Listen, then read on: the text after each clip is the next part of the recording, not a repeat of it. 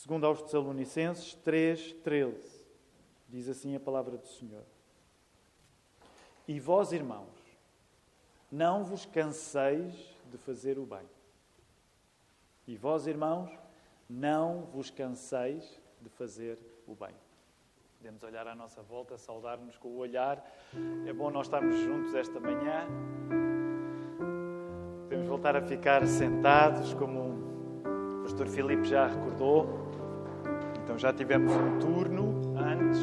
A esta hora os nossos irmãos lá na margem sul também estão reunidos.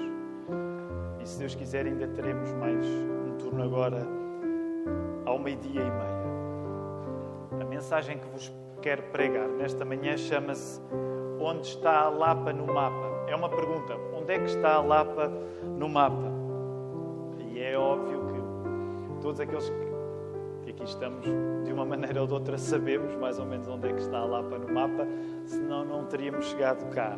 Mas o objetivo, ao fazer esta pergunta, é aplicar a ideia de firmeza, porque a ideia de firmeza foi o centro desta série de mensagens. E hoje estamos a terminar esta série de mensagens e gostaríamos de voltar a dizer por uma última vez, pelo menos à sombra desta série de mensagens, dizer por uma última vez, fica firme, fica firme. E ao dizermos fica firme, tentarmos compreender como é que se fica firme, no nosso caso, aqui na Igreja da Lapa, em março de 2021. O que é que isto significa na prática? E por isso, o nosso propósito, e vai ser uma mensagem com um teor um pouco diferente do costume, porque vou mostrar-vos algumas imagens, alguns gráficos que dizem respeito a quem nós somos hoje. Isto coincide naturalmente com o facto de hoje ser o final da Assembleia que agora, desde o ano passado, tivemos de fazer assim, não nos podendo reunir como de costume. E então a mensagem tem um certo cunho de Estado da Nação. Eu vou continuar a pregar a Bíblia, mas queremos intencionalmente olhar para a nossa Igreja e compreender aquilo que Deus está a fazer connosco, no nosso contexto atual, e como é que se fica firme. É esse o nosso propósito nesta manhã. Por isso vamos orar e pedir a Deus que o possa completar na nossa vida. Querido Deus, nós ainda há pouco tempo, na nossa Igreja, quisemos estudar na Tua Palavra o que é ter discernimento. E é isso que te pedimos nesta hora, que Tu nos possas dar discernimento ao olhar para quem somos neste momento, neste lugar. Ó Senhor, nós precisamos mais de Ti para que as coisas que estamos a fazer bem continuem a ser boas e ainda melhores. Nós precisamos mais de Ti para que as coisas que estamos a fazer mal sejam corrigidas pelo Teu amor. Nós, como Igreja da Lapa, precisamos sempre mais de Ti. Nós precisamos mais de Ti porque cada um vive as suas circunstâncias e nesta manhã todos precisamos ainda mais da Tua presença. Que Tu me possas guiar nesta hora ao pregar a Tua Palavra, ao explicar quem nós somos, ó Senhor, e que no final desta mensagem a nossa oração é esta: Tu nos possas dar coragem e firmeza. Nós pedimos isso em nome de Jesus. Amém. Então, volta e meia acontece. Nós, durante a mensagem, usarmos a tela. Aqueles que me conhecem sabem que eu sou mais avesso, não é? Sou uma pessoa muito envelhecida, precocemente, e geralmente me dou mal com o uso de muita tecnologia.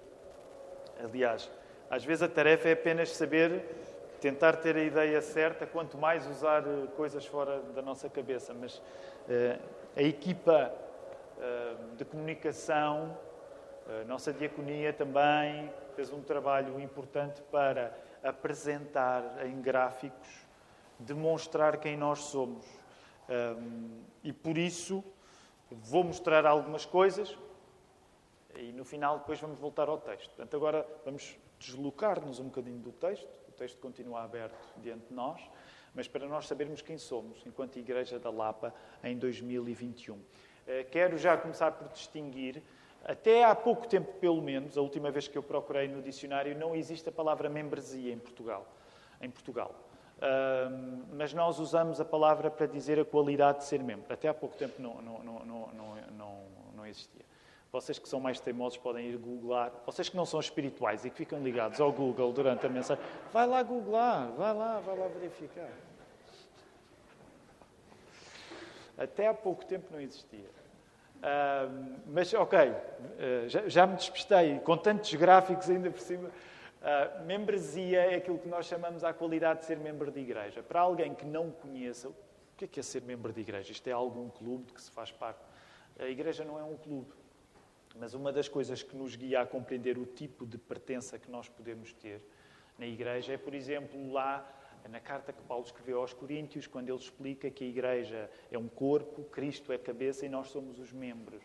E então nós acreditamos, como Igreja Batista, que a pessoa faz parte da igreja sempre por uma confissão de fé. Por isso é que só administramos o batismo, só descemos às águas quando a pessoa faz essa declaração de fé. Nós não batizamos crianças, ou melhor, não batizamos bebés. E então, quando a pessoa faz esse compromisso, que é um compromisso bíblico, então integra uma igreja local. E é isso que são os membros. Nós separamos aqui os dois conceitos porque uma coisa chamamos membresia, que é quem é membro da nossa igreja, e outra coisa chamamos congregação, que são as pessoas que se congregam. Por exemplo, nesta manhã, quando nós temos este conjunto que somos aqui, nós chamamos a congregação. Porquê? Porque é feita de membros, mas também é feita de pessoas que não são membros aqui, mas que aqui se congregam. Então, para explicarmos a diferença entre os dois universos. Então, vamos ver rapidamente o primeiro. Força, Filipe. Membresia. Nós temos aqui uma data que eu quero chamar a atenção para todos nós compreendermos um pouco da nossa história, coisas importantes acerca da nossa história. 2012 é um ano importante porque, apesar da nossa igreja ter nascido em 1929, dia 10 de junho de 1929, em 2012 deu-se um encontro entre esta igreja, a segunda Igreja Batista de Lisboa, que sobrevivia a custo, passava por uma crise, no fundo, da sua própria subsistência, um encontro entre esta igreja e uma igreja que estava acabada de nascer, vamos dizer assim, lá em São Domingos de Benfica, na outra ponta da cidade.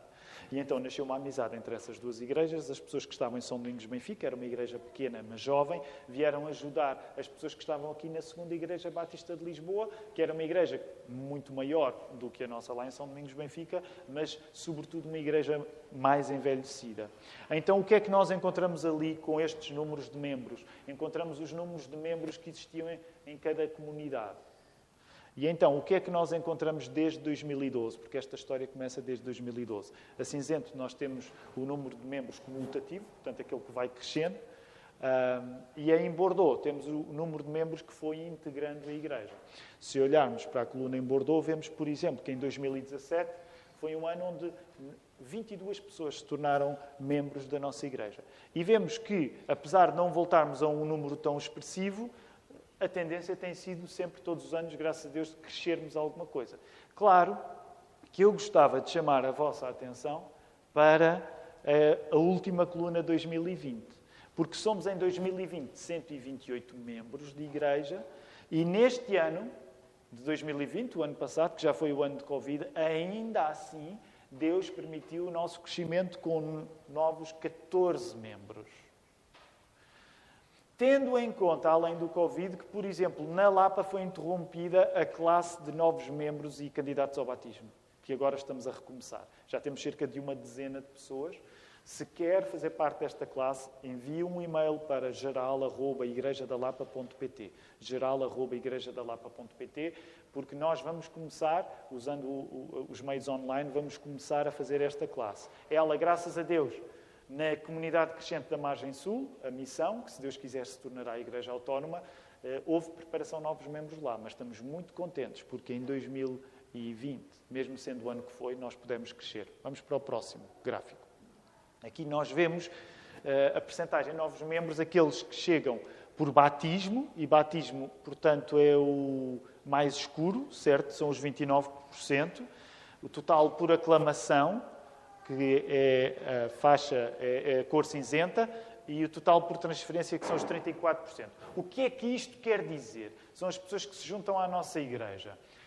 Significa que a quantidade menor, 29%, juntam-se por batismo. É essa que nós gostávamos, idealmente era aquela que nós gostávamos que fosse a maior.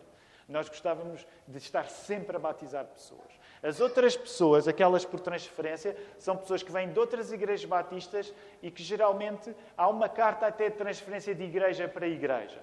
As que chegam por aclamação são pessoas que podem vir de outras igrejas, não necessariamente batistas, porque nós aceitamos como membros pessoas que podem vir de igrejas não batistas, desde que tenham sido batizadas de acordo com o modelo bíblico. E esse modelo bíblico, naturalmente, é a imersão. E, portanto, essas pessoas podem ser e são recebidas por aclamação, porque geralmente não há uma carta de transferência entre elas. Vamos para o próximo gráfico. Portanto, aqui nós vemos, na nossa Constituição atualmente, 71% da nossa Igreja juntou-se a nós já depois da fusão que aconteceu oficialmente em janeiro de 2014, entre as duas igrejas. Portanto, 12% fazem parte da segunda Igreja Batista de Lisboa, já cá estavam antes, e 17% vieram de São Domingos Benfica. Mas este número de 71% significa que 71% de probabilidade é que você tenha chegado há pouco tempo. Tu tenhas chegado há pouco tempo à igreja. Esta é uma igreja onde a larga maioria chegou há pouco tempo. Era para isto que vocês estavam a olhar. Okay. Esta nunca aconteceu aqui, pelo menos que eu me lembro. Eu olhei para ali. Vá lá, também não. Se alguém tiver de dar o corpo ao manifesto, vou ser eu, está bem?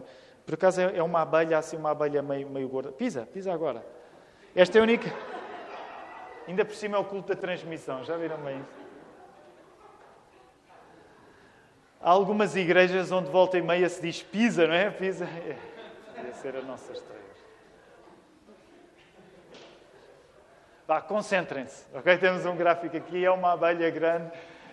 Em alguns anos que eu aqui estou, isto nunca aconteceu. Alguma vez haveria de ser a primeira. Vamos avançar para o próximo gráfico. Interessante a origem. Isto hoje vai ser...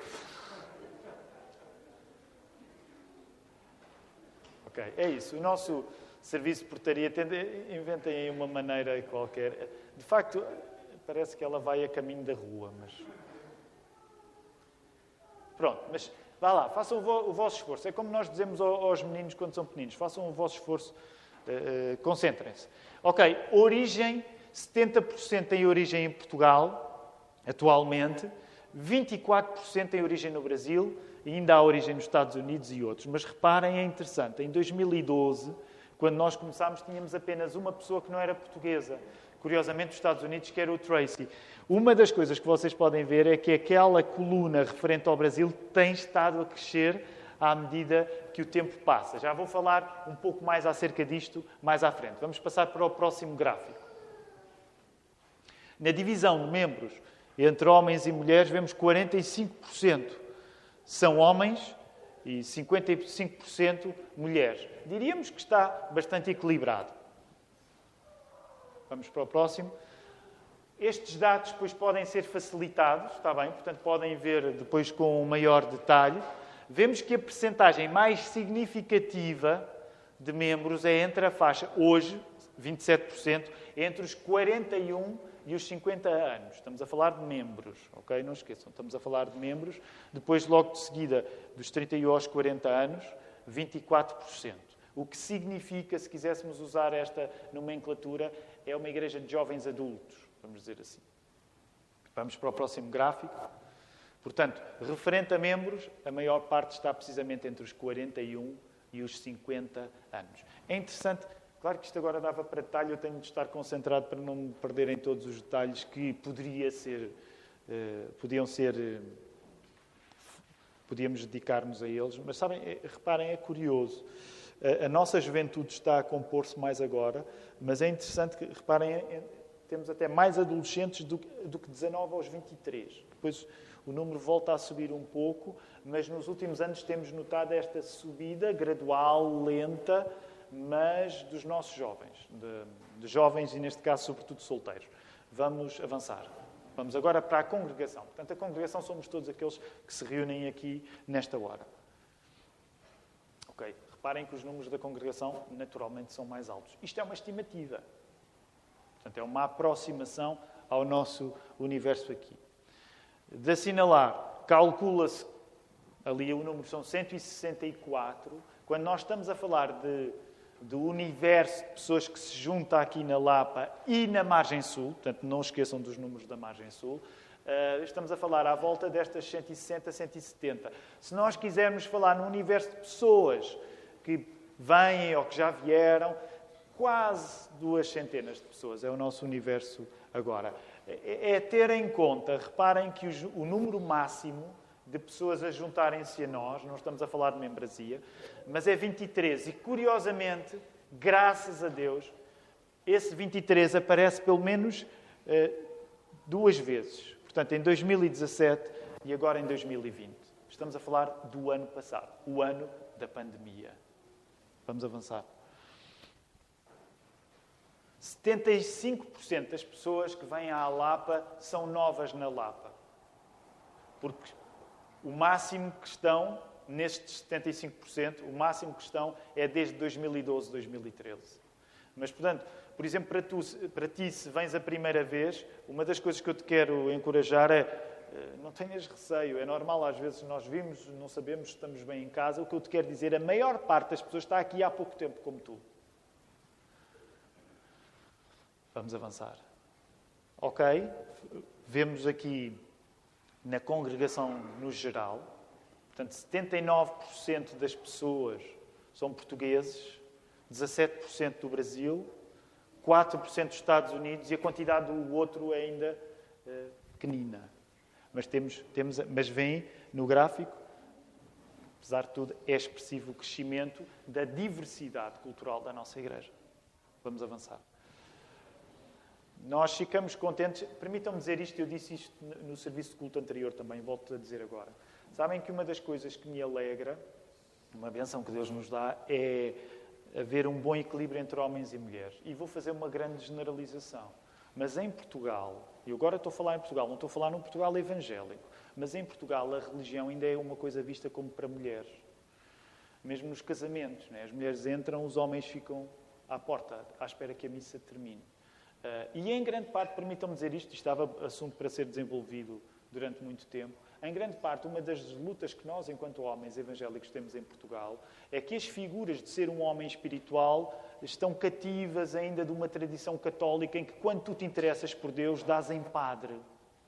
E como os padres não casam, toda a ideia de masculinidade e fé não jogam bem no nosso contexto.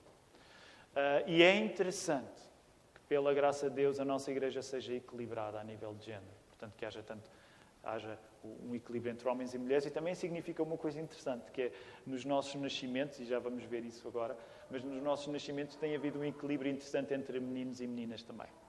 Vamos avançar. Ok, era aqui que eu queria chegar, porque aqui é onde a diferença acontece quando falamos de congregação e quando falamos de membros. A percentagem mais alta é de pessoas que vão dos 0 até aos 12 anos.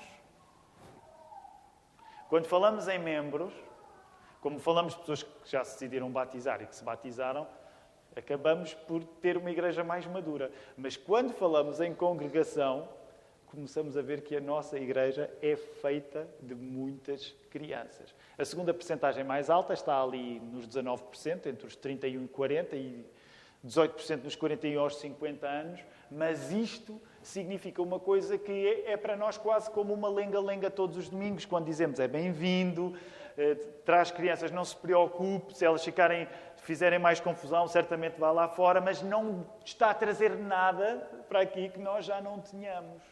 E essa é uma bênção muito especial na vida da nossa igreja. Vejam no próximo gráfico, eu acho que ainda é mais interessante, vejam lá. É porque aqui é uma contagem de pessoas. Claro, é uma estimativa. Já pensaram nisto? Num universo de 160 pessoas, já pensaram? Cerca de meia centena, é até aos 12. Vejam até aos 18, a quantidade. 65 pessoas. Esta igreja é oficialmente, a partir de hoje, um grande jardim de infância. Mas isto é uma coisa boa, queridos irmãos. Claro que nós queremos batizar adultos, mas significa que a nossa igreja está cheia, aliás, dá para ver, mas está cheia de miúdos, está cheia de crianças. E que depois, ainda nesta, olhem depois de resto para a Constituição. Reparem, uma coisa muito interessante. Na maior parte das igrejas evangélicas em Portugal, e por exemplo estou a pensar no Universo Batista, é um universo pequeno em Portugal, mas estes números não acontecem. Nós não somos melhores nem piores por causa disso, mas estes números não acontecem. As faixas maiores, na maior parte das igrejas batistas em Portugal, não está nem nos 31 aos 40, nem nos 41 aos 50, muito menos nas crianças. Está sobretudo a partir dos 50 anos. Se falarem, aliás, para aqueles que vêm de outras igrejas batistas e conhecem, essa é a faixa maior. Graças a Deus por isso, mas significa que as nossas igrejas estão envelhecidas, porque o nosso país está envelhecido. E essa é uma das bênçãos que a Lapa tem. Ok, só Podes passar, Filipe, para o próximo. Um indicador financeiro, nós não vamos mostrar números, até porque esta é uma transmissão pública. Os membros têm estes números. Estes números são públicos para os membros, digamos assim, mas só para termos uma ideia das nossas contribuições. E quisemos simplificar o máximo. Okay? Quisemos intencionalmente simplificar o máximo, mas pensar no que é que isto significa acerca da nossa carteira. Vemos que desde 2015, graças a Deus, as receitas foram superiores às despesas. Vemos que em 2018 foram assinalavelmente superiores. Também está relacionado porque havia teve a ver com venda de património, portanto, havia um apartamento que nós tínhamos na margem sul e que vendemos. Aconteceu uma coisa em 2019, que é muito importante. Pela primeira vez em 2019, as despesas ultrapassaram as receitas. E deixem-me perguntar, porque seria interessante algum membro dizer porquê que isso aconteceu. Houve várias razões, claro que sim. Mas o que é que foi importante a acontecer em 2019 que já não acontecia nesta igreja há muitos anos, há décadas? O que é que aconteceu em 2019, queridos irmãos? O início da nossa missão, da futura igreja na margem sul. Portanto, isto significa, e é óbvio que eu estou a simplificar muito agora, mas que a partir do momento em que a igreja quer plantar novas igrejas, há um custo natural disso. Aliás, nós queremos preparar-nos, porque tivemos esta bênção muito grande em 2020, que as receitas excederam um pouco as despesas, mas queremos preparar a igreja para que 2021 seja um ano onde nós investamos mais e onde haja custos por causa disso. Porque o nosso plano, se Deus permitir, é que em 2021 uma igreja nova se autonomize, nasça e que seja a primeira igreja que a Lapa está a dar origem depois de décadas. Porque a segunda abriu outras igrejas no passado, mas há décadas que isso não acontece. E é para isso que Jesus nos chamou lá em Mateus 28, no final do capítulo, nós lembramos. E por todo o mundo. É isso que nós estamos a fazer. Isso significa que nós queremos olhar de uma maneira espiritualmente ambiciosa para 2021. E é possível. Nós gostaríamos que assim não fosse. Nós gostaríamos, e eu estou cá também para chamar a igreja a isso, para poder investir de um modo que as nossas receitas sejam até superiores. Mas quero preparar a igreja também para a possibilidade de assim não acontecer, porque estamos a investir no reino de Deus, fazendo o seu evangelho chegar mais longe. Vamos voltar até ao texto bíblico, queridos irmãos. Tivemos uma pequena amostra de quem nós somos. Eu quero só sublinhar 3 coisas ainda, antes de voltarmos a ler o verso 13. O facto de o nosso crescimento ser natural, e quando eu digo natural, eu não sei qual é agora o lugar de Portugal no ranking, mas até há pouco tempo, Portugal era dos piores países a nível de crescimento natural, com menos crianças. Na Europa, eu creio que continua, se não é o pior, lá perto anda, e é significativo, porque nós estamos em Portugal. É significativo que Deus nos dê uma bênção, que é quando entramos nesta casa de oração, esta não é uma comunidade envelhecida. Isso é uma bênção. Nunca me ouviram a pregar um título do sermão que é vão e façam filhos. Nunca preguei isso. Há alguém que julgue... O que é que acontece com a Lapa? Esta coisa das crianças. Isso é uma obrigação. Não é obrigação nenhuma. Deixem-me citar até um autor Alguém pode dizer, se é mania deles, são meio reformados e então têm a mania de se multiplicarem. Não tem nada a ver com isto. Deixem-me citar Stanley Hauerwas, que nem é nada reformado, é um anabatista, e ele diz assim: os cristãos não colocam a sua esperança nas suas crianças. Os cristãos não colocam a sua esperança nas suas crianças. Mas as suas crianças são um sinal da esperança que os cristãos têm, que Deus não abandonou o mundo. Deus não abandonou o mundo. E muitas vezes o refrão é, no mundo destes... Meus queridos irmãos, o mundo já foi muito pior. Aliás, o mundo, no passado, no geral, foi sempre pior daquilo que nós estamos a viver agora, mesmo tendo em conta a pandemia. Nesta igreja ninguém dá números mínimos de filhos. Essa é sempre uma decisão de cada família. Mas eu quero que nós possamos olhar e sentir isto como uma bênção. É uma bênção. Segundo aspecto, o crescimento da nossa comunidade brasileira. Isso suscita o nosso entusiasmo. Ao mesmo tempo que continuamos aplicados na tarefa de pregar contextualizadamente a nossa cultura. No passado já vos falei um pouco acerca disto. Lembro de uma mensagem há 1 ano e pouco. É verdade que há muito em causa quando em Portugal se fala no ministério evangélico. Há muito preconceito, os irmãos que vêm do Brasil sabem isso melhor do que eu, sofrem isso na pele. Há muito preconceito que hoje olha para o crescimento dos evangélicos como uma coisa do Brasil que não nos diz respeito. Mas uma coisa boa que Deus tem estado a fazer é que Portugal é um país mais diverso hoje. Nós já nem sequer somos o país de há 10 anos. Isso significa que as influências que vêm de fora e do Brasil em Portugal estão a ser integradas não é só no meio evangélico, é em todos os meios da nossa sociedade. Isso não significa, quer dizer sem problema nenhum, não significa que a Igreja da Lapa não tem um objetivo de se abrasileirar, mas também não tem qualquer tipo de vergonha por ver a comunidade evangélica brasileira a crescer. E eu digo isto, eu sei que é um ponto sensível, mas muitos sabem, já pela experiência, que em muitos casos a comunidade evangélica às vezes se divide por causa disso. Ou se abrasileiriza rapidamente, ou foge de qualquer tipo de influência brasileira. O que nós temos estado a viver é fruto do crescimento do Reino de Deus na nossa comunidade como Deus quer. Portanto, olhamos para este crescimento brasileiro como uma bênção, ao mesmo tempo que continuamos a querer atingir portugueses e reconhecer, permitam-me fazer esta grande simplificação, que infelizmente os evangélicos em Portugal não têm sido muito bons a pregar o Evangelho à sua própria cultura. E nós queremos continuar a ser uma igreja que distintamente possa falar para portugueses e não viver numa mentalidade de isolamento que nem sequer consegue falar a nossa língua na nossa própria cultura. Mas é bom que essa cultura também esteja a ficar mais diversa. Por isso, esta é uma segunda coisa que vos queria falar. Terceira ainda sobre quem somos hoje. Mesmo em pandemia mundial, a nossa igreja está a crescer. Em época de ficar em casa, a nossa igreja está a crescer além do rio, para dar origem a uma igreja nova que nós gostaríamos de ver a tornar-se autónoma ainda em 2021. Nós queremos tudo isto porque Jesus nos chamou a isto. E é agora que gostaria que pudéssemos voltar ao verso que nós lemos. Porque ele diz uma coisa bem simples: não se cansem de fazer o bem.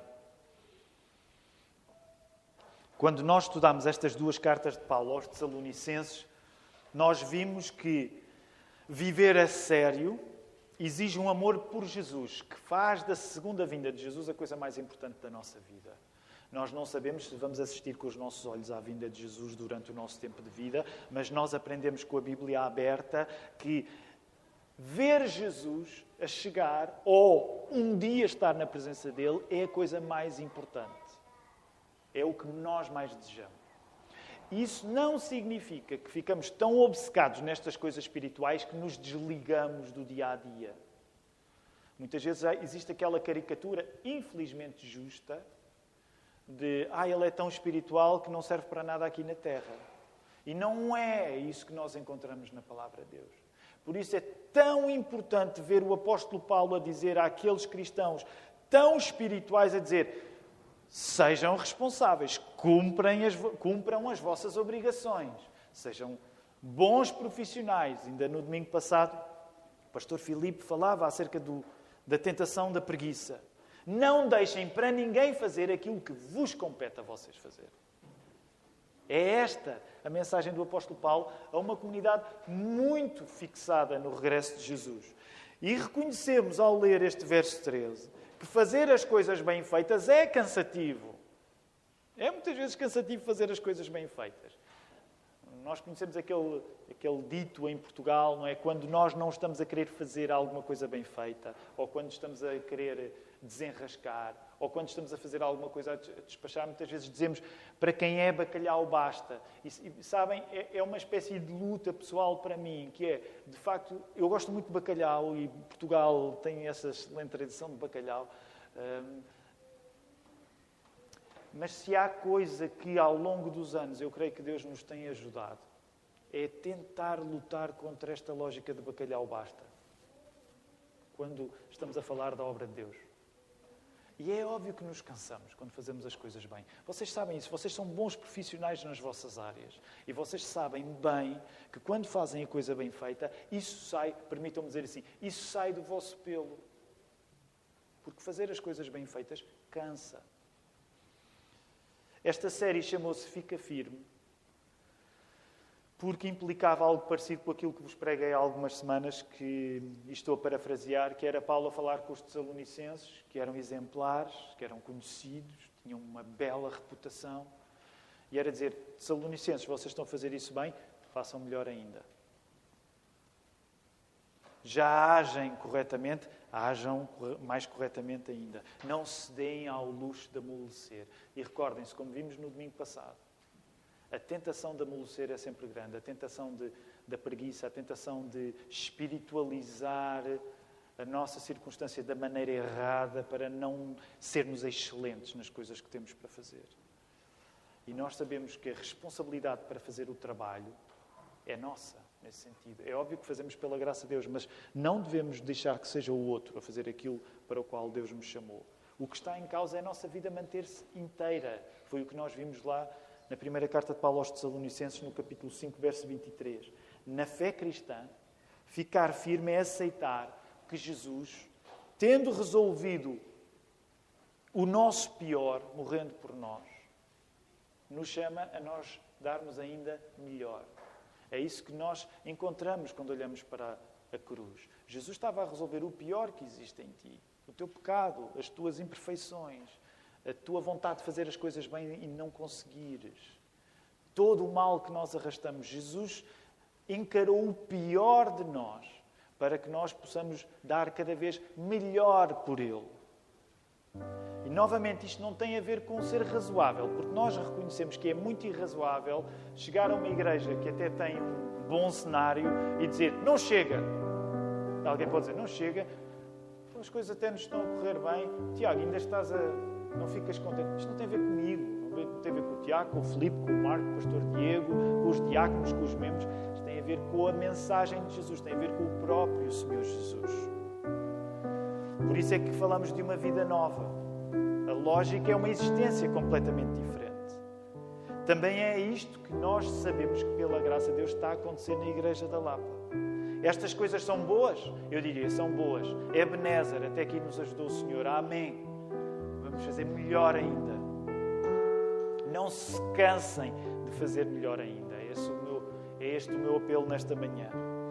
E é aqui que eu quero terminar dizendo: o pior cansaço que o mundo já viu foi o cansaço do nosso Senhor Jesus na cruz. Ele levou sobre si todos os males daqueles que estava a redimir. Isaías, no capítulo 55, descreve-o como um homem cheio de dores, sofrido.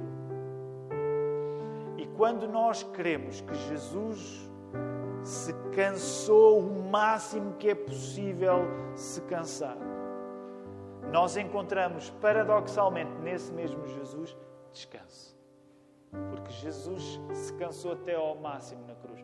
Nós encontramos descanso. Um descanso que não torna fácil aquilo que temos para fazer, mas torna possível aquilo que temos para fazer, ao ponto de nós podermos, debaixo da graça de Deus, fazer ainda melhor. E é por isso que nesta manhã vos quero chamar a darmos mais ainda. Deus tem sido connosco. Estamos a fazer isto bem, graças a Deus. Vamos fazer ainda melhor. que o Senhor nos ajude. Quero convidar-vos a poderem ficar de pé.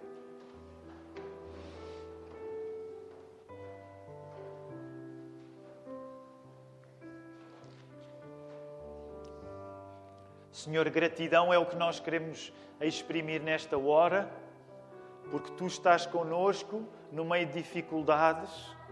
O facto de ficarmos contentes com as coisas que Tu fazes em nós, Senhor, não permitas que isso se torne autoindulgência, não permitas, Senhor, que nós fiquemos contentes connosco próprios, mas chama-nos a ter prazer em fazer melhor ainda, em dar mais ainda. Esta igreja, durante tanto tempo, passou por tantas dificuldades. Ó Senhor, hoje temos uma igreja renovada, crescente, e isso não é um reflexo da nossa qualidade. É um reflexo do Teu amor por nós, Senhor. Que este amor que Tu tens por nós nos motiva a dar mais e melhor, Senhor. Recebam a bênção do Senhor.